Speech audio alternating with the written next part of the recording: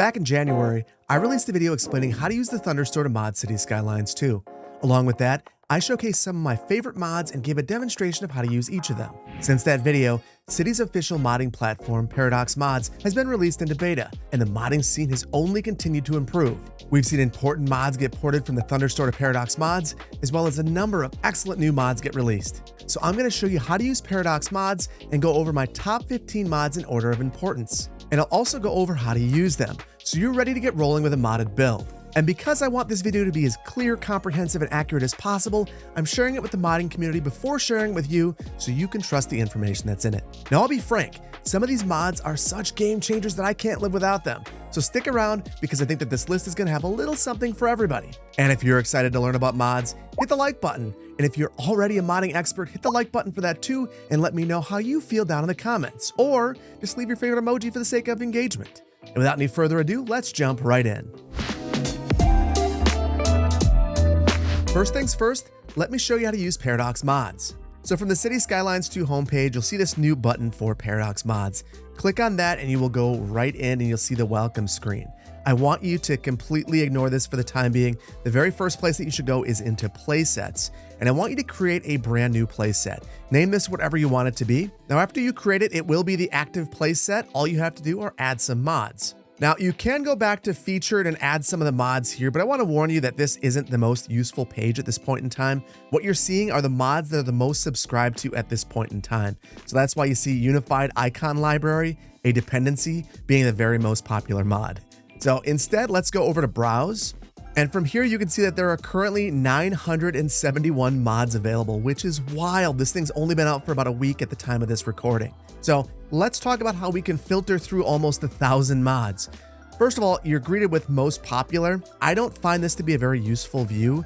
It doesn't really give you an indication of what most popular means. I think most subscribed is going to give you the best mods that are out there right now. So we'll select that. And then on the right-hand side, you can narrow things down by either code mods, maps, save games are North American and European, both of which aren't super useful at this time. For this video, we're only going to look at code mods. Let's narrow it down by code mods. And now we're down to just 112 mods. So from here, if you want to add a mod to the game, all you have to do is hover over and click on this button right here, and it will add it to your library and the current playset that you have active.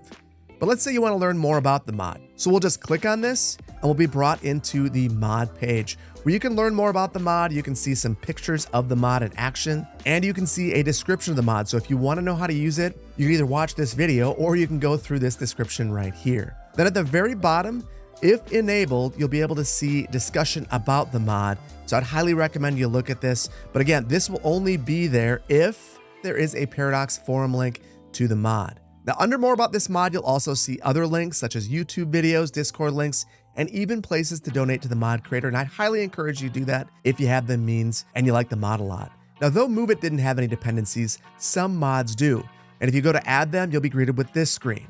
If a mod has a dependency, you have to add it. And if you don't do that, you could receive lots of errors or the mod might not work at all. So for extra landscaping tools, I would just click Add Required Mods, and it would add that along with the mod. If you're curious about what the dependency is, click into the mod, and then down here underneath more about this mod, you will see Required Mods, and that's where we see Extra Lib. Let's discuss playsets versus the library because it took me a little while to wrap my head around them. A playset is basically a playlist of mods that you can activate or deactivate for a specific build. For instance, I have Magnolia County right here and the modding tutorial right here. If I wanted to play my Magnolia County save, I'd head up to this playset and click Use this playset. And then all the mods for Magnolia County would be activated and I could load into my save.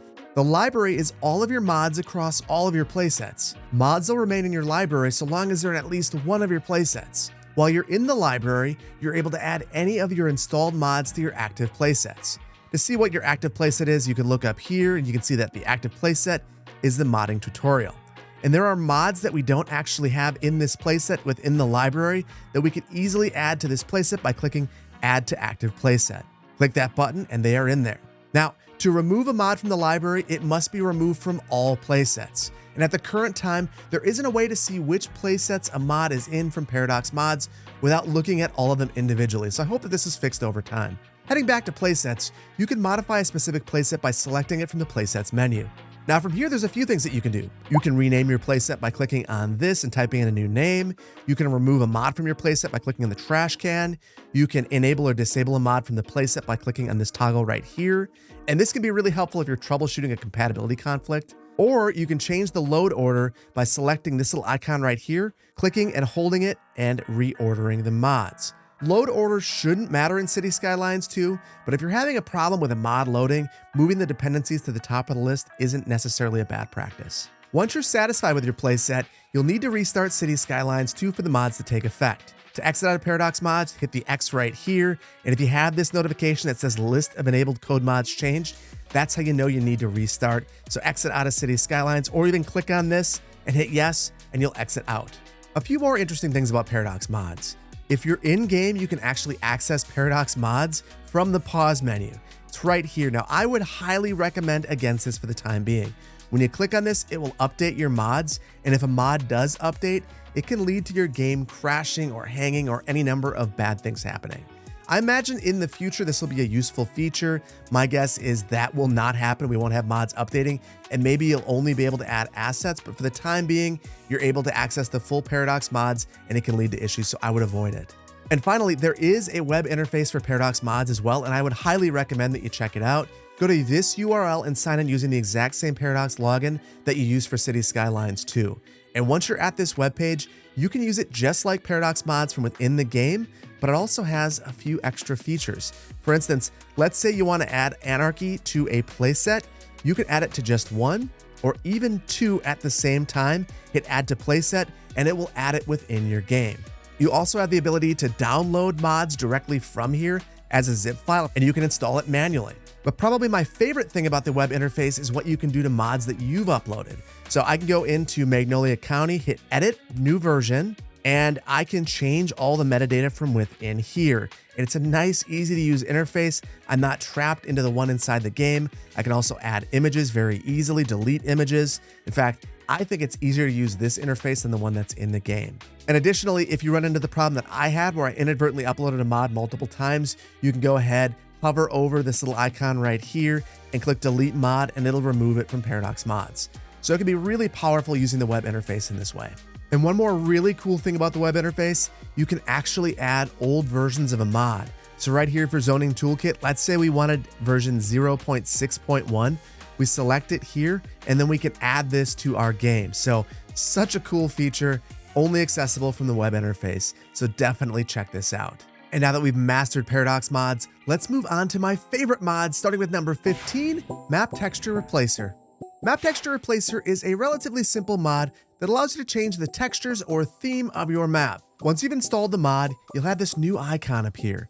Click on this and you'll be able to change your base pack, which is basically your base theme pack. Now I've cheated a little bit because you're going to want to install a few of these, and these are code mods as well. I've installed 4 of them, including a desert theme, Home of Chameleon, which is excellent. I recommend it for almost everybody, Mediterranean theme, and a rocky sandy theme. So we'll switch over to the desert theme, and you can see it quickly changes the entire map to look like a desert. And I love that you can also mix and match between the different themes. So let's say you want the desert grass, but you want a different cliff texture. So let me see. There's a cliff over here. Here we go. We can switch this cliff texture to be the Home of Chameleon theme. And now we have that rockier looking cliffside. Now, one of the great things about this mod is you can also bring in your own textures. So let's say you have your own cliff texture. You can click on this and go to load image and then select it from your computer. It'll pull it right in. And now we have our own cliff texture. Now this looks terrible, but it is an option. You can find your own texture and make your own and bring it right into the game and adjust the tiling to try to make it look a little bit better. After speaking with the mod developer, one minor addendum to this, the slider has been fixed, so some of the oddities that you were seeing have been resolved, and you can also add in much higher numbers than the sliders allow. So let's say you wanted to go to 9,999. You can do that if you want. You just have to enter it in this little box right here. Now I want to specifically shout out the Home of Chameleon theme because it looks so much better in my opinion, especially the cliff sides. It looks outstanding. If you're not a fan of the grass color, you can switch that back to default and have a nice mix. The nice thing about this mod is you can mix and match and find the absolute best look for you. once you've adjusted this, it will retain these settings, so the next time you load in, it'll look just like this. Up next is number 14, Better Bulldozer. Better Bulldozer is interesting in that it's basically a dependency for a number of other mods, including the dev mode. So if you place a number of objects within the dev mode or with other mods, you might not be able to delete them without this mod. But there are still some uses that you might want this mod for on its own. I think the biggest reason that someone would want this mod is the ability to delete sims and vehicles. So if you want to do that, hop into the mod and select the first option. And then you can find any vehicle, any sim, and delete it. Now, I recommend pausing this because even with this selected, you can delete other things in the game, but you can see I can now select the cop car and delete it. I can do the exact same thing with any person or dog in the game as well. So there we go. We can delete Fido and its owner. So now this dog is by its lonesome. Another option that is very useful is the ability to delete surfaces. So if you are not a fan of, say, park surfaces, select this option here and then the first option, and you can delete any of these surfaces that you don't like. And just like that, it looks like a normal park without any surfaces. You can also select this second option to delete certain aspects of a park, like right here. I believe this is just a hangout area, and we can delete this, and now people will no longer hang out right there. And there are a number of other uses for this mod, but we'll go over those as we review other mods. And I'll point out where we're actually using functionality from Better Bulldozer. Up next is number 13, Plop the Growables. Plop the Growables is a straightforward mod that does exactly what it promises to do. It allows you to plop growable buildings. Here's the thing, it doesn't come with its own user interface though, so if you want to use it, you'll either have to have the dev mode enabled or have the Find It mod installed. We'll use the dev mode and hit home, and then we can select any number of the growable buildings. I'm gonna go with this European residential, and we'll go with a 2x2 level 1. So we're able to just place that right along the side of the road, and normally if you didn't have this mod enabled, these buildings would despawn after a little while. But with the mod, they will stay here in perpetuity. Here's the thing, they will level though, and if you don't want that, the mod has you covered as well. If you want to lock an individual building, all you have to do is click on the building, and now there is this new Lock Building Level button. Click on this, and this building's level will be locked in perpetuity. You can do this for either growable buildings or buildings that you've plopped. If you want a more global solution, hit the escape button, go into options, and then find Plop the Growables. There's only one option here, and it's Disable Building Leveling. If you click this, building leveling will not occur, not just with the plop growables, but across your entire build. So just be aware of that because you'll probably want to plop all the buildings in your city if you're going to enable this option. Another thing to be aware of is that if you have this mod installed and you dezone a building, it will not remove the building anymore. So you're going to need to manually delete buildings that you've dezoned. But in general, if you want a very customized city, this is probably the mod for you. And up next is number 12, Water Features. Water Features is the first mod to legitimately blow my mind the first time I used it. I was looking for a mod that would let me create a lake, and this does that plus so much more. To find this mod, you'll want to go under Landscaping, and now you'll have a new water tool option available to you. If you click on that, there are 4 options for placing water. The first is the ability to create a stream. This can be starting anywhere on your map. It can be constant or variable, and we're going to get to that in just a moment. It's super cool. You can also create a river. This has to be placed on the border of a map, but it creates a constant flow river. The third option is the ability to create a lake. So this will create a consistent level lake. And then the final option is the ability to create a sea at the border of a map. Now, this is an interesting option because it allows you to use this in the editor as well. So if you are a map creator and you are frustrated with the vanilla water tools, you might want to install this because it makes it much easier to place, and the water spawn points will work even without this mod installed. So let's create a quick lake. So to do that, we will dig out just a little bit, and we'll move this around. Now back into the water tool, there are a couple of different ways that we can adjust the height of the water.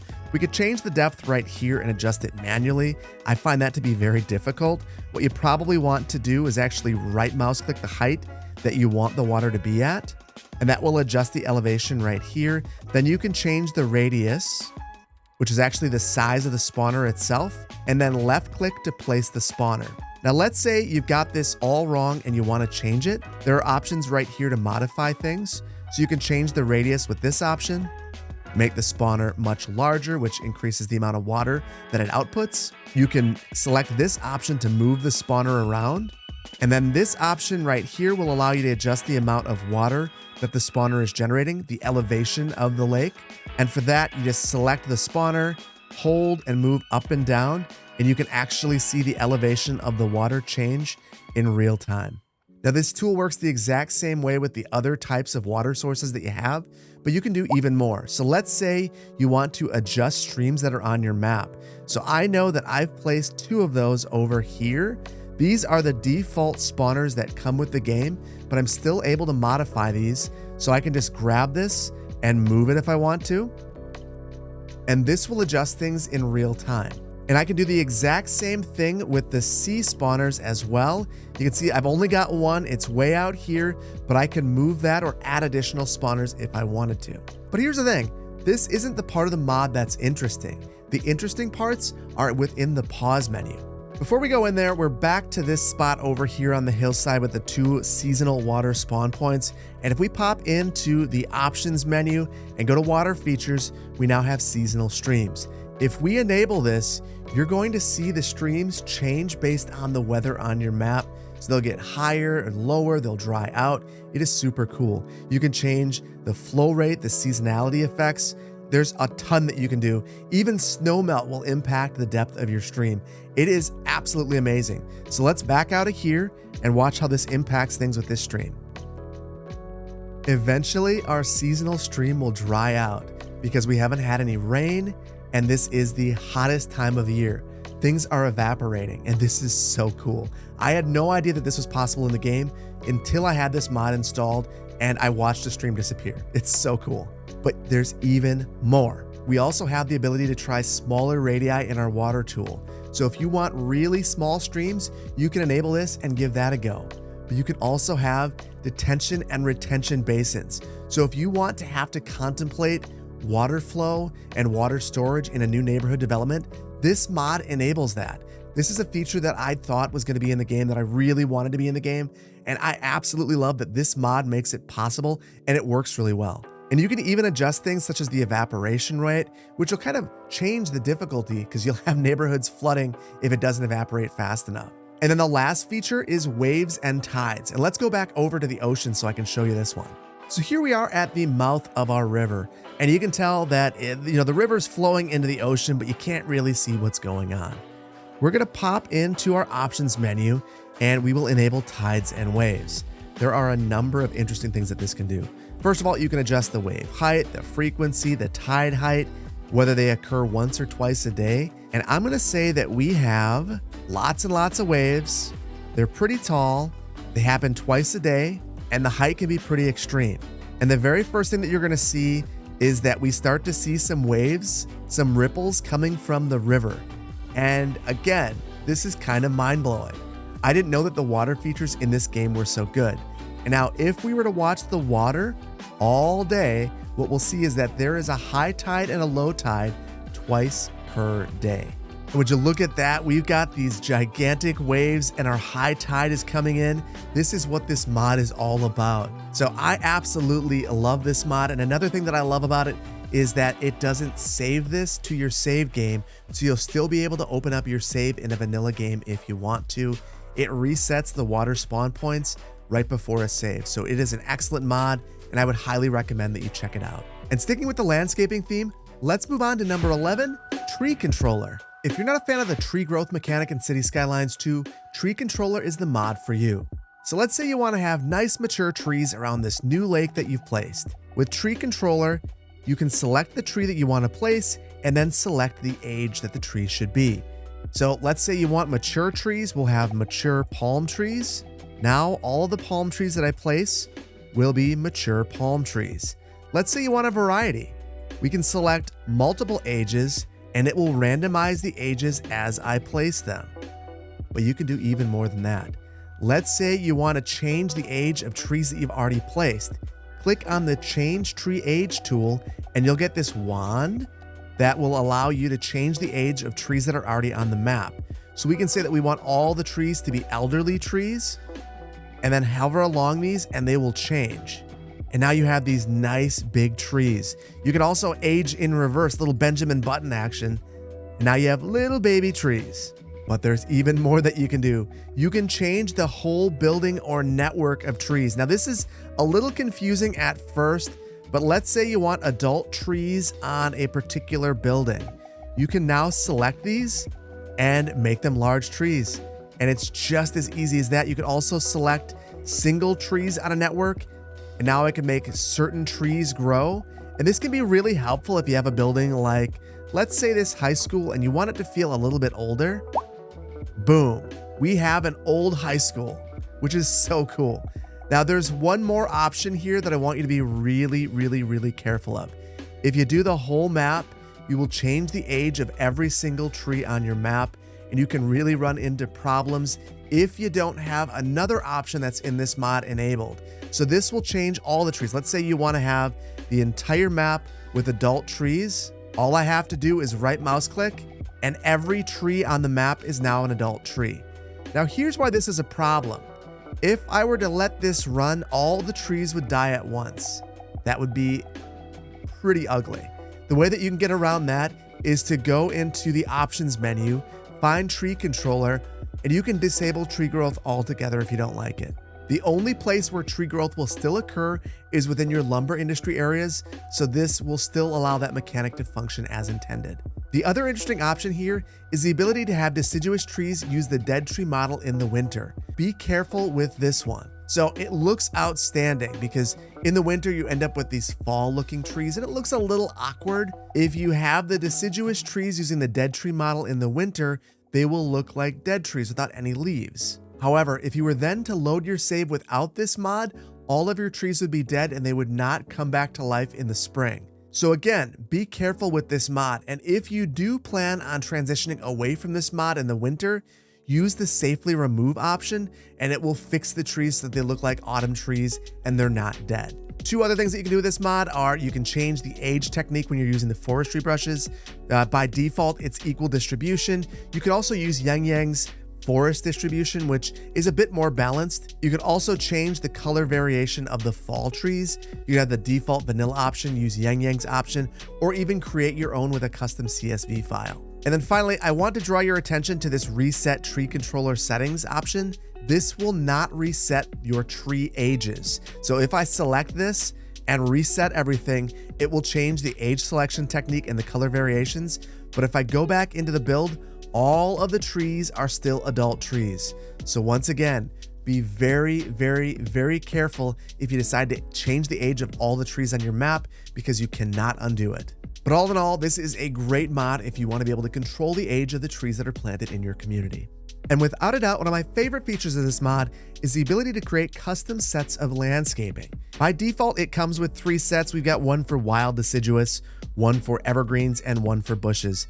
And it works just as you'd expect it to. You have a set of trees and you can just go up and down and it will paint that set of trees in, which is very useful.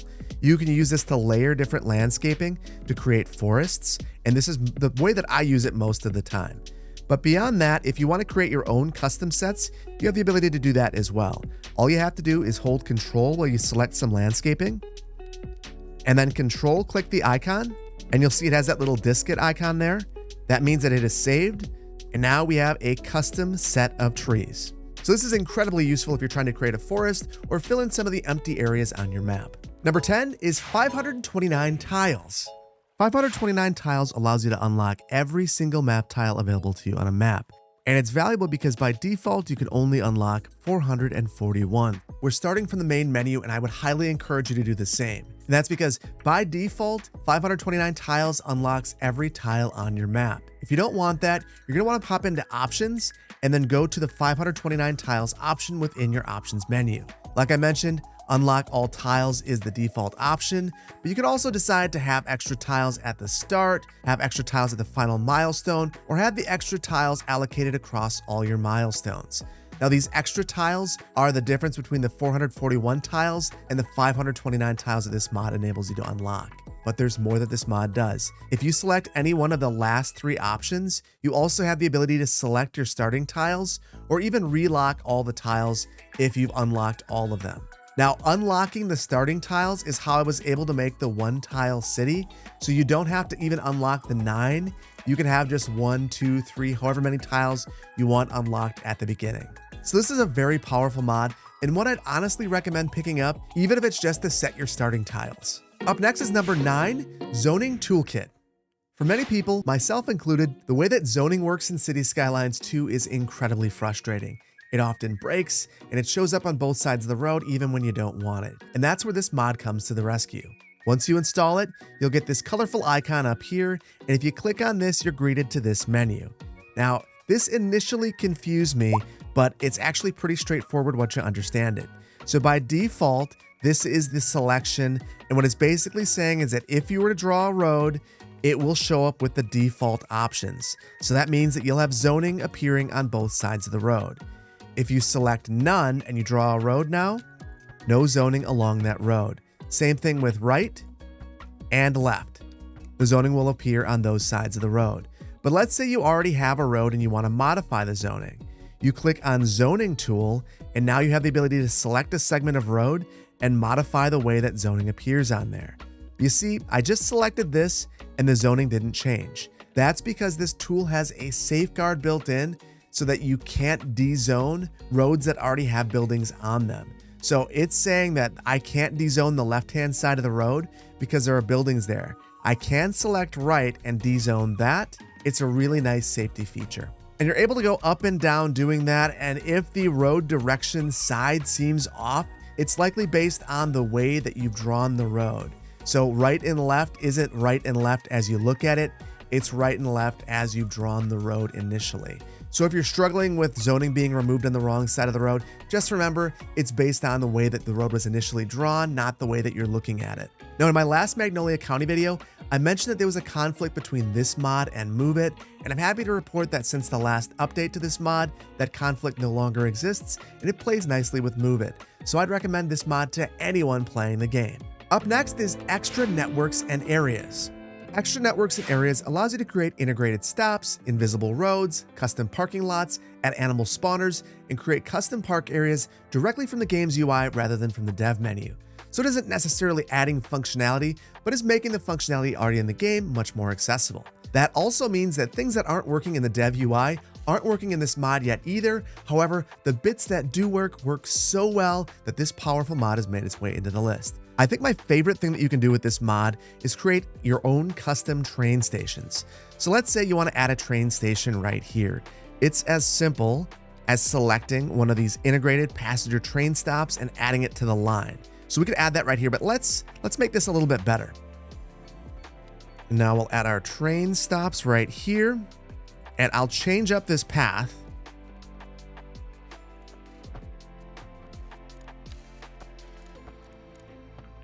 And there we go. I've created a real basic custom train station. Obviously not perfect, obviously things that we could improve, but all we have to do is add these stops right here. I'll add one on either side of this track. And now we can use our railway line tool and just take one of our existing routes and then just add those to those two stops. Now, here's what you're gonna notice. So obviously I created these just for the visual of it, but people are going to start walking here and they will show up at the train station. So let's speed this along for just a moment and take a look at that. And here we have our first train stopping right here. There were some passengers that got on. You can see down there, we've got some passengers getting on, and this is totally functional, completely custom, and much smaller than the default train stations that you get with the game. So if you want to create a really tight passenger network, this is a way that you can do it. But it goes so much further than this. You can do the exact same thing with subways and buses as well, and it adds them right to the menu right here. You can see we've got an integrated bus stop. You can use that to make a bus terminal, and we've also got an integrated subway stop, one in the middle and one on the side. So this is incredibly powerful, but there are also a number of things that I have not been able to get working, such as the integrated cargo train stop. Tried a number of things and I just can't seem to get this to stick. And some of our integrated cargo ship stops don't work as well. And this is the exact same thing that you'd experience from the dev menu. So I guess if you're going to use this mod, just go into it knowing that some things like this probably won't work. One other fun thing that you can do underneath the path menu is create invisible pedestrian paths. So for right here, for instance, I've added this invisible pedestrian path in between the actual path and the train track, and now pedestrians are able to walk back and forth between the path and the train track. Just know that you don't have to connect these to either the train track or the path. They just need to be relatively close and they'll make the connection. In fact, I think if you do make the connection, in some cases it can break them. So keep that in mind anytime you use any of these invisible paths. But it does even more.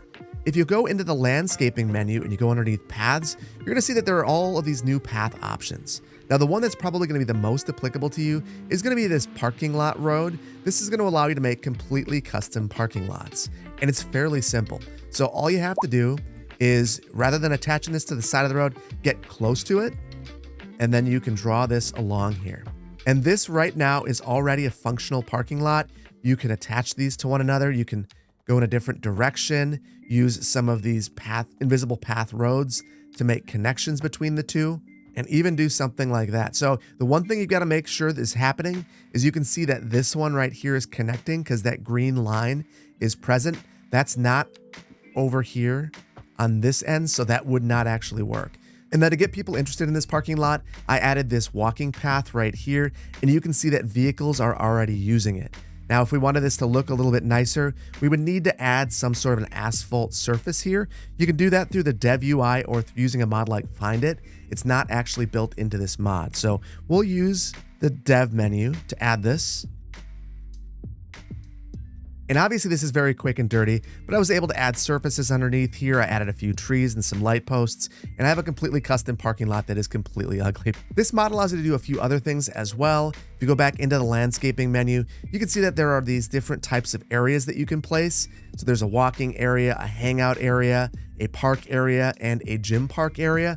And I'm gonna level with you, I've never got these to work. I'm not 100% sure if this is because they're not working in and of themselves, or if it's because of that issue that there is in the game right now, where it seems like all of your citizens want to go to one park. Can't really tell just yet, but they're not working. Editor Phil here. I spoke with the mod's creator and they let me know that the walking park will work. You have to place it in between two different walking paths, and then people will walk back and forth between the paths.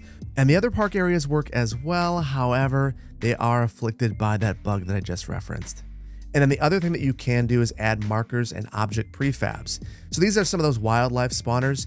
You do have to read them a little bit. The icons are good, but some of them, like this forest animal spawner, looks identical to the bear spawner. So you might be surprised if you place this and you end up with deer or random things like that spawning from here. But basically you just click on these and eventually you'll see animals spawning from those locations. And from what the mod author says, people have used these spawners to create custom zoos. That's not something that I have done, but it's something that you might want to play with. So I mentioned that Better Bulldozer is basically a dependency for a few mods, and this is one of those mods. If you want to delete any of the things that we just placed, you're going to need Better Bulldozer. So if you wanted to delete the invisible parking lot, you need to go to this option right here, and then go to the Remove Invisible Networks tool. Click on that, and you'll be able to delete all the invisible networks that we place, both the parking and the general road for both pedestrians and vehicles. If you want to delete the surface that we put on here, you'll need to click on this option right here, and you can delete the surface. If you want to delete the wildlife spawners, you'll need to go right back to this fourth option, and then go to the Remove Invisible Parking Decals, various spots, points, and spawners. Click on that, and you'll be able to remove your wildlife spawners. That will also work to remove some of these custom train stations if you don't want these anymore as well. Those are the only ways that you're going to be able to get rid of those. So it's an absolute necessity if you use this mod. And honestly, even with the shortcomings of this mod, the ability to create custom parking lots and custom train stations alone makes this mod a must-have in my opinion. Up next, let's move on to a mod that works really well with this one, Find It. Find It is without a doubt one of the most useful mods for Cities Skylines 2. It gives you the ability to browse through and search through every single asset within the game, including surfaces and props. So if you're a detailer, this is a must-have mod. But it does even more than that. It gives you an eyedropper tool so you can quickly clone things that you find throughout your map. And I think that this eyedropper tool is even better than Picker from Cities Skylines 1. To open up the Find It panel, either type in Control F or click on this little magnifying glass right here. This will bring up this menu, which is the main user interface for Find It. By default, everything is shown, but you have the ability to browse and narrow things down. So let's say you want to find a network, click on the road icon right here, and all of the networks will be shown. If you want to narrow it down further to, let's say, bridges, click on this, and now all the bridges are there. You can do the exact same thing with buildings, landscaping, props, and vehicles. Though I'm going to tell you right off the bat, I wouldn't use the vehicles if I were you because you can't delete them. So just know that even if you have better Bulldozer, you're not deleting the vehicles that you place in this category. Now, the most useful category for most people is likely going to be props. This is where you can find all the different props that are available in the game and all the surfaces. So let's say we wanted to create a nice custom station right here. We could go ahead and grab a nice pavement surface and add that right here. And then we could search for some benches and then head over to the lighting tab and go through some lights. And even find things such as signs that might make some sense right here. And one of my favorite features of this tool is that you have the ability to favorite things that you really like to use a lot. So let's say you want to add a concrete barrier to this. And you know that you absolutely love this concrete barrier. There is a little star icon at the top left. Click on this, and now from now on, this will show up in the starred category for you. You can see that we've got this little industrial tab, and there is our concrete barrier. Really nice quality of life feature right there. In addition to the Find It menu, you have the ability to use this picker right here. You can access this using Control P, which will highlight that tool, and now you can basically select anything in the game and clone it. So let's say you want a second bench, we can now grab that and place it side by side. But that's not the most interesting use of the picker. Let's say there's an asset that has a prop that you really, really like. So over here, I'm noticing that we have hard copy bookstore, and I'd like to copy that. You can use this picker, select this portion of this asset, and now pull this away. This is wild. This is wild and awesome. So we now have the ability to do this. So that is, for me, probably one of the most useful things about this tool. But perhaps one of my favorite things about this mod is how well it interacts with other mods, including Plop the Growables and our next mod, number 6, the line tool. Now, I think if you watch me for any length of time, you'll know that I absolutely adore the line tool. It allows you to place basically anything in the game in a line in any way that you prefer that it is spaced. So to access this in the most basic form, the way that most people will use it is within the landscaping menu. So let's say you have a tree, you'll now get this line mode set of options down here. The basic option is a straight line, so you can place anything in a straight line. If you want to adjust the spacing, you can adjust it right here. You can have things automatically rotate or set a specific rotation right here. You can have variation in your spacing. If you want things to look a little bit more natural, you can have an offset variation, so that's up and down. And then you can adjust whether it is in a fence mode or a wall-to-wall mode. So this is helpful if you want to place a row of buildings and you have Plop the Growables. And if you want to be able to have fixed spacing, you can select this option. Now, there are a couple of different places where you might want to use this. I like to use fixed spacing with landscaping. In particular, let's say I know that I want to have landscaping that goes from basically right here over to here, and I want it to really line up nicely. So I'll have this option selected, and now I can select here, move this over, and it will give me as many trees that are spaced 13 meters apart as it can in between these 2 points. If I have the fence mode selected, you can see that it's basically just perfectly spacing them apart 13 meters. So it's a little bit different in the behavior. Now, clicking on this random rotation is really helpful when you're placing deciduous trees in particular, because it'll rotate the tree around as you place them in a line. If you don't do that, all the trees will be facing the same direction, and they can look pretty unnatural. Now, in addition to placing things in a straight line, you can also place things on a curve, which works just like the curved road tool. So let's say you wanted to loop around here, click once, find your midpoint, click there, and then bend it right over. Or you can place things in a circle. And this is probably one of my favorite uses of the tool. I love to place down one tree and then grab flowers and place those in a perfect circle around these. I'll use the fence mode so they're nice and tight. And then you can place any type of landscaping in a perfect circle. But here's the thing, the line tool works on more than just landscaping. You can use this on buildings as well. So if you have Find It in here, you can select a building and you can see that the tool's still active. We'll go in a straight line and we can place these right here. Now you can see that they are not rotated in the correct way. So I'm gonna place these in wall-to-wall mode, and now you can see it is absolutely perfect. And as we place that, they are wall-to-wall in a perfect line. But I think my favorite way to use this tool is to place fences. So if you find it available, you can just go into the props menu and look at fences. And if you select the fence mode option, you now have the ability to place fences right in a row. And you can see that they are absolutely perfectly spaced. They even conform to the landscaping. They are absolutely wonderful. Heading back over to landscaping for a moment, one of the other nice things about this tool is that it integrates really nicely with other mods, including the tree controller. So if you want to have different age trees, you have the ability to select that. And when we add a line of trees, we get a random selection from the ages that we have. You can do the exact same thing with the sets from tree controller and have a random set of trees spawn in a line. So there are so many unique things that you can do with this tool. I highly recommend you pick it up. And up next is number 5, Move It.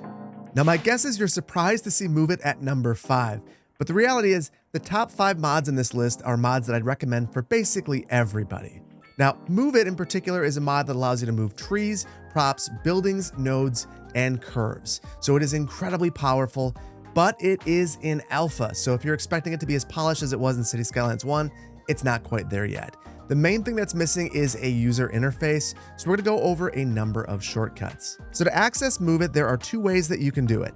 You can either click on this familiar icon right here, or you can hit the M button. However, M by default is mapped to this. So you're going to want to change the mapping. So the way that we'll do that is to go into our pause menu under options, and then under input, you're going to want to scroll down until you get to shortcuts. Underneath shortcuts, you'll find map tiles. Hit the X right here and it will unassign that. Now, once you're back in the game, if you hit M, you'll notice that Move It becomes highlighted. Now, there are a number of things that you can do with Move It. Now, the most basic thing you can do with Move It is select an object and move it. Hit M, select an object with the left mouse button, and then you can drag it to move it somewhere else. If you want to rotate an object with it selected, hold the right mouse button and drag it over, and you can see it rotates around. If you hold down Alt, it'll rotate at 45-degree increments. If you want to select multiple objects, there are a few things you can do. You can hold down the Shift button and select multiple objects, same way that it worked in Cities Skylines 1, or you can Control M, which will bring up your marquee selection, and now you can select a whole bunch of objects. And look at that, we've even got part of our pedestrian bridge. And this brings up another great feature in Move It. If you Control Z, you can undo it. Control Shift Z will redo it. So it is incredibly helpful if you make a mistake. Now to leave the marquee selection tool, you have to do the exact same thing, Control M, and you'll know that it took because it'll say Mode Single. One of the other powerful things that you can do is raise and lower objects. So let's say you want this tree to be higher, hit Page Up, and now the tree can float. This probably isn't super useful there, but where it is useful is you can select individual nodes in things like bridges and raise and lower things. So let's say you want this node to be higher to try to level this out, Page Up to move it up, Page Down to lower it down. And there's one more really powerful piece of this tool. You have the ability to enter manipulation mode. 2 ways that you can do this. You can either Alt-click a segment or hit Alt-M, which will enter manipulation mode generally. With that, you can select a segment and you'll see that there are these 2 control points. Use these control points to move things around, and you can create really complex curves or really improve things. Now, where this is probably the most useful are things like train tracks. Let's say you want to improve this segment. You can do things like this, slide it around, and get the absolute perfect angle or make your train jump like that. Either way, one of the 2. Now, I do want to make you aware of a few things about this mod. It is alpha, so it could break. You want to make sure you have autosave enabled so that you don't lose any of your progress. Also, it can tank your performance if you select too many objects, kind of like it did in Cities Skylines 1, so just use it judiciously. It also does not currently work with terrain conforming assets, so if you're trying to terrain conform, you're going to have to kind of do it manually. And then finally, Move It isn't currently working with TAA anti-aliasing. It can cause some of the overlays to disappear. But if you can get past those caveats, Move It is an incredibly essential mod. It's incredibly powerful. And in my experience, it's been relatively stable. So I would highly recommend it to anyone playing Cities Skylines 2. Up next is number 4, Extended Road Upgrades. Extended Road Upgrades allows you to quickly upgrade between different road modes, so you don't have to perfectly terraform things before you build. You can upgrade to a quay wall, a retaining wall, an elevated segment, or a tunnel, though your mileage may vary with tunnels. I've had pretty bad luck with them. And you can apply this mod to roads, paths, transit roads, and all tracks. So for a key wall, normally you have to perfectly position your road to get a key wall and be at the perfect elevation. And that can be pretty tricky and kind of frustrating. So with this mod, you're able to simply draw a normal road and then go into the road services menu and upgrade to a key wall. Now I want to zoom into this because you can apply this to either side of the road. And now we have a key wall there, and it also controlled zoning, which is kind of a secondary use of this mod, but we'll cover that in just a moment. But I can dig this out, and there we go. Perfect key wall. This would have taken forever in a vanilla game. But let's say you want to take it a step further. Let's say you want a retaining wall. You can apply that to the road as well. And this is just like the key wall. You can apply it to either side of the road. So I've applied it to the inside portion of the road. And now I'm just going to raise the height over here and level it, and look at this. We now have a retaining wall on that side of the road. This little segment of road would take forever in a vanilla game, and it was easy to make with this mod. And then finally, let's say you want a bridge back here. You can take this new segment that I've drawn and use the elevated mode to upgrade this. And then we can quickly dig this out. And there we go. We've got a bridge. Now, the places where this can be incredibly useful is if you are trying to create a really short bridge segment or create an interchange. This can be really helpful in allowing you to make a quick underpass. Now, there are a few other places where this mod can be helpful. With the key walls, for instance, you could decide, I want to have some sort of a barrier here. Just upgrade the road on both sides, and now you get this really nice little barrier here. It looks like some sort of protection or a fence along the road. Really like this, particularly along the sides of mountains. You could also use this to control zoning. So let's say I didn't want to have any zoning right here. I could upgrade this road to be a key wall, and now there's no longer zoning there. If I want to remove this, right mouse click and it comes right back. And then finally, if you've created a big interchange like this and things aren't quite as controlled as you would like them to be, you can add a key wall and really clean up the look of this very quickly. Now do keep in mind, you will have to add this to both sides of the road because it only applies to one side at a time. But it works really, really well. This mod is a huge time saver, and I would recommend it to anyone playing Cities Skylines. And up next is number 3, Anarchy. If you played the original Cities Skylines, you probably know all about Anarchy. It's a mod that allows you to bypass all error checking and get away with things that you wouldn't otherwise be able to get away with, such as building underwater, upgrading outside of your city boundaries, building things too close to one another, and even overlapping objects. So Anarchy will show up in almost every single menu within the game. It's this little Anarchy icon at the top. You can activate it by either clicking on the button or clicking Control A. By default, when you enable it, you'll see Chirper turn red, and this will remain in place until you disable it. Now, one quick thing that kind of tripped me up, if you're not in a menu that has Anarchy, it will remain on and you can't disable it with Control A. So just keep that in mind. You can only enable and disable it when you're within a menu that has the Anarchy icon. But the main thing that this will allow you to do is do things that you shouldn't otherwise be allowed to do. So by default, let's say I wanted to build this road. It says invalid shape and it will not allow me to do it. Control A to enable Anarchy, and I can place that road no problem. Same thing by placing a road underwater, for instance. It lets me get away with that, no problem. And I can even place things like landscaping underwater, which can be really helpful if you want to make it seem like something is growing underneath the water, or if you want to make it feel like it is a marshy area, for instance. This mod also allows you to build outside of your city boundaries, and you might wonder why you'd want to do that. Well, you might want to make a quick road connection, like let's say you want to make an outside connection to the outside world with Anarchy on. I can quickly do that. But where I find this to be the most useful is adding combined pipes, for instance, to the outside world. I can now do that. And if I didn't have an outside sewer connection, which many maps don't have, I can now bring that right in. And I have a combined sewer and water pipe right within my starting area. This can also be helpful if you want to make multiple small towns on your map that are not connected. You can extend your utilities across your map. This can also be helpful if you want to upgrade highways that are outside of your city limits. You have the ability to do that too, because this also applies to the replace tool. But I think one of my favorite uses of the tool is that it allows you to overlap things. So right here, for instance, I was able to add palm trees to the side of this road by turning on Anarchy, and you can see that these palm trees look like they are perfectly within the terrace. I've also used these to place trees on the side of the road or even within props like this. Like let's say I want a tree in this backyard. With Anarchy on, I can place that right there, or I can even place it in areas where it would otherwise be too narrow. So if I disable Anarchy right here, it says I cannot place an oak tree right here. But turn Anarchy on, no problem, oak tree right there. Another place where this can be useful is if you want to overlap landscaping. Like let's say you want these trees to touch, Control A, and I can have very dense landscaping now, which looks really good in my opinion. And a place where this can be really exceptional is when you have really strange terraforming like this. You can overlap bushes and make it look like it's a really dense area of landscaping. Now do keep in mind when you're doing this, if you hit existing landscaping, it can sometimes disappear, but you can also go through and place another one if you prefer. And now you can see the effect that this has. This would not be possible in a vanilla game. Now I mentioned that there are Anarchy options within the pause menu, so let's take a look at those. And if you go under options, you can see that there are a few different options within here. There are a couple that I think are probably more important than the others though. The first is to always enable Anarchy in the Bulldozer tool.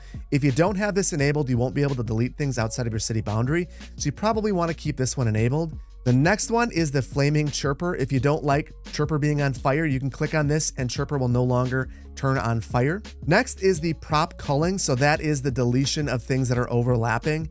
They will come back upon a reload, but you can either change the refresh frequency. So Anarchy will do an automatic refresh so things come back. You can increase the length of time that takes or decrease it, but know that if you decrease it, you will impact the performance of your game. You can also manually refresh those props. And then probably the most important thing is allowing the placement of multiple unique buildings. Be really careful with this one. I know that there are some buildings that seem like you should be able to place more than just one of them. I think the best example of that are some of these row homes right here. But here's the thing. Let's say I place a whole bunch of these. They look outstanding side by side, but the effects of this are stacking. And the effect of this is +3 well-being within 750 meters. So all of these are providing that exact same bonus. So just be really careful because you wouldn't want to price all of your citizens out of town because you have a whole bunch of these specialty buildings side by side. Ultimately, Anarchy is a mod that is essential if you are playing in a modded build, and it interacts with almost every other mod that we talked about today. So I would highly recommend that you pick this one up. Up next is number 2, Legacy Flavour. Legacy Flavour is one of my favorite mods. In fact, I would recommend it to everyone who plays the game, even if they want a vanilla experience. And that's because it really improves the visuals of the game and makes it more playable. In fact, I think many of the features from Legacy Flavour should probably be incorporated into the base game. So in a vanilla game, when you go to zone something, you end up with this flashing white view that is really difficult to understand and really difficult to see what you're actually doing. Legacy Flavour fixes all of this, and if you look at this little icon right here and you click on it, that's where you'll see Legacy Flavour. So what you normally see is this sticky whiteness view, and if you click on this and now you go into this zoning menu, this is how it looks. This is considerably better. This allows you to actually see the zoning without being flashed with white lights, and I think it improves the gameplay experience a ton. But it goes a step further than that. Let's say you want to customize the opacity of the zones. I love doing this. I go into the zone settings, I do custom zone coloring, and then I change the border opacity and the empty cell opacity, and this is what I end up with. Now, I think that this looks a million times better than the vanilla game, but it is personal preference, but it gives you the ability to set it on your own. But it does even more. Let's say you want to adjust the time of day. It allows you to easily do that, so you can be in daytime, the golden hour, or even nighttime with the click of a button. You can also control your weather. Let's say you want it to be a sunny day. You can do that. If you want an overcast day, easy as selecting that, rain, or even snow in Verde Beach, you can do it all. And one of my favorite features is the ability to use units. So for some reason, this was removed from Cities Skylines 2, but if you enable that right there, and now when you draw a road, rather than seeing meters or yards, you now see U or units, which to me is much more rational, much more easy to understand, and easier to remember if you're trying to repeat things. This mod also gives you the ability to adjust your zone colors, which can be really helpful if you are colorblind because there are different colorblind modes available in the mod. Now, do keep in mind if you adjust these, you'll have to regenerate your icons and you may need to restart. This is one of the things that the mod has a little bit of trouble with, but it is available for you and it does work. You just have to play around with it a little bit. Now, one thing that used to be in the mod that has now been removed is the ability to change UI options. I believe that's coming as a separate mod now, which is fine by me. I'm all in favor of separating mods into smaller pieces so that when there are updates to the game, the whole mod doesn't break, just components of it do. Ultimately, I feel that this is one of the most essential mods for Cities Skylines 2, and when it wasn't in Paradox Mods, I found myself missing it more than any other mod, and I would highly recommend that you pick it up. Now, before we move on to number 1, let's go over some honorable mentions. So the next few mods are mods that I think would be useful for basically anybody, but I had to cut the list off somewhere. The first mod is Signature Fix, and I hope this is a mod that becomes irrelevant at some point soon, but basically there are a number of signature buildings that do not actually fill up, they don't rent out, and this mod fixes that. The second mod is Achievement Enabler, and if you're playing a modded game, this allows you to still earn achievements. The third mod is Prop Lights mod, and this is one that I'm guessing will also become irrelevant at some point in time, but right now when you place prop lights using either the dev mode or Find It, they stay on all day. This mod allows them to turn off during the day. Next up is Sim Route Highlighter. This is a fairly simple mod that allows you to figure out where people are going. All you have to do is select a building and it'll highlight the buildings that people travel to from that building. Also, if you select a sim or a vehicle, you can see where the vehicle is going and it actually highlights the building and shows you this route. Next is Preserve Photo Mode. Now, if you've ever went into the photo mode and thought to yourself, boy, I really like the way I have things set up, I wish I could bring it into the normal game, this is the mod for you. So I actually have a photo mode settings. I load this up and I play it quickly, and then I pop out and you can see things are just brighter and more vibrant because I've adjusted the contrast in some of the other settings within the cinematic camera. This allows you to preserve those. Do keep in mind, if you have this mod enabled and you try to actually run through the camera, it won't work appropriately, so you'll have to disable this anytime you do that. So when I do city tours, I have to disable this mod. Speaking of the camera, the next mod is Free Range Camera, and this basically allows you to do this. You can zoom out as far as you want, zoom in really, really close. It is a great mod if you want to have free reign of your camera.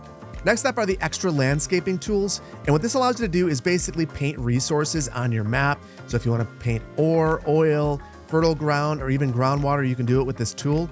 It also gives you the ability to use different brushes. So if you want to use the mountain brush, for instance, when you're terraforming, this mod gives you the ability to do that.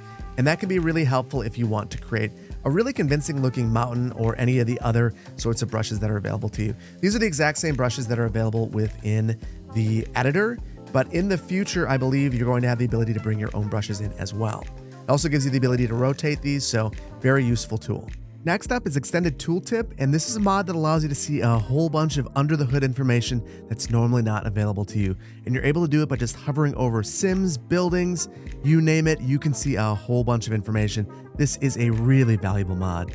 And then finally, we have the Historical Start mod, and this is a mod that basically changes the game's progression system and unlocks a few things when you start your city that probably should be unlocked. Things such as rail, shipping, specialized industry, and even budgeting, those are normally locked by default, and if you have this mod installed, those are unlocked right away.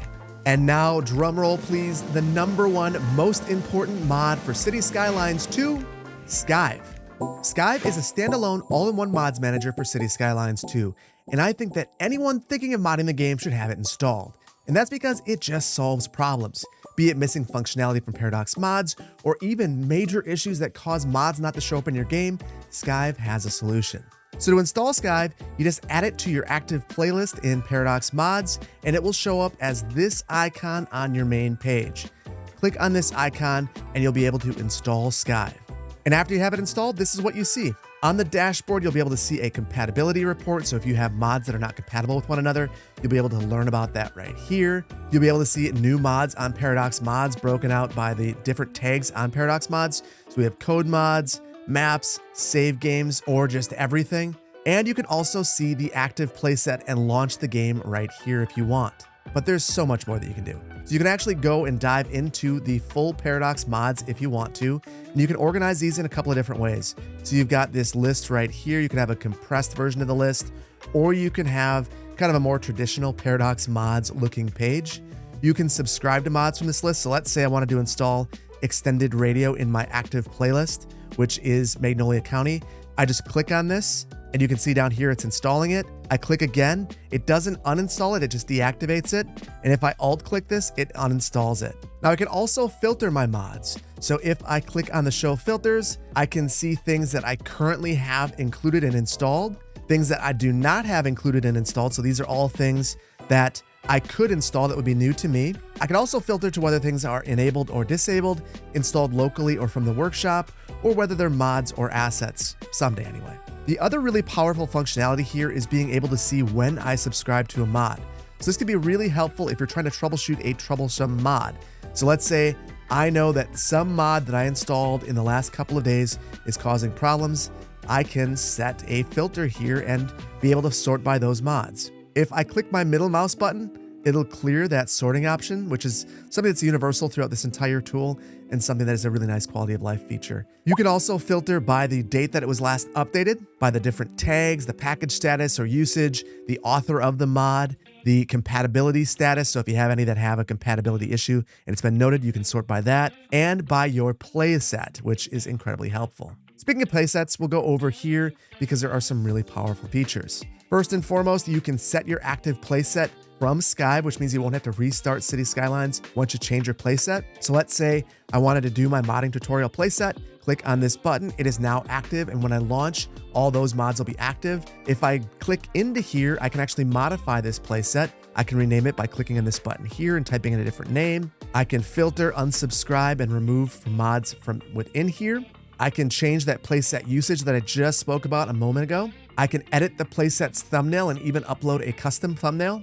And I can set the launch option, so if I want to disable code mods, I could do that. Another powerful feature of Skyve is the add playset option. You can clone your active playset, which is something that you actually can't do in Paradox Mods, or even create a brand new playset from scratch and populate it with mods from Skyve. Now heading over to content, you can see the mods that you have installed and learn more information about them. So I can see that I have extra lib installed. If I click on it, I can actually see all the Paradox Mods info, so the info about the mod, the gallery of images, the compatibility. I can request a review from the Skyve team if there are any issues with the mod that I'm experiencing. I can also take a look at the references. So this is other mods that are using this mod as a dependency. And I can see which playsets have this mod in there and remove or add it to different playsets. So this is huge. Again, something that you can't do in Paradox Mods. And then of course, I can see the different change logs and take a look at the different versions of the mod. Additionally, you can right mouse click here and see a few more options. You can view the mod on Paradox Mods. You can open the file location. You can enable, disable, or remove this mod, or add it to other playsets or copy the mod, either the package name, the link, or the ID. Now, one thing that's really helpful is if you have some local files, like let's say you have the Ultimate Monitor and you want to get rid of that, you can right mouse click this, open the files location, and be able to delete it from here. And now under maintenance, taking a look at the compatibility report, we're able to see where mods might have potential conflicts. So for instance, when Zoning Toolkit and Move It were not compatible with one another, you could see that right in here. It also provides warnings such as Zoning Toolkit doesn't have the code available, so only use this if you trust the modder. If you do, hit the snooze button, and now you won't see any issues. Next is the help and logs section of Skyve. This is a really helpful place if you're trying to troubleshoot issues that you're having with either your game or Skyve. For instance, when I was having all of my problems with mods earlier on in the week, I was able to copy my logs to the clipboard and provide them to TDW, who was able to troubleshoot things with me and get things sorted out. Thank you so much, TDW, for taking time out of your day for that. It meant a lot to me. Now, I wouldn't recommend that everyone talk directly to TDW, but definitely get help on the Discord, the Cities Skylines modding Discord. The link is right here, and someone would be happy to help you out. And finally, we're in the utilities, and this is an incredibly helpful section. So if you don't want to download all of your mods when you get into Cities Skylines, you can hit this button and it will sync all of your mods, download all the updates. Skyve also has a service that runs in the background and updates your mods periodically without you logging into Cities Skylines 2, so that when you go in there, you don't have to deal with updates as soon as you get in. And then finally here under options, there are a few different things that you can do. There's obviously some preferences that you can change over here, but the most important things that you can change the language right here.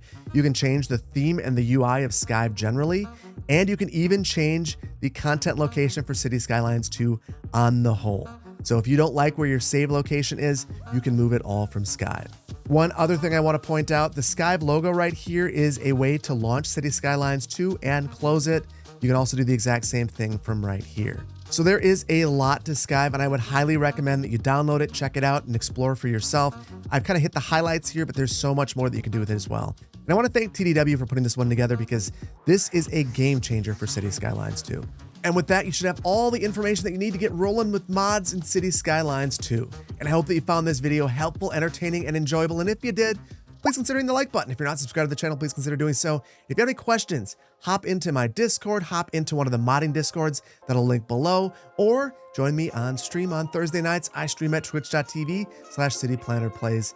Thank you so much for joining me today, and I can't wait to see you in the next one. Take care. Bye-bye.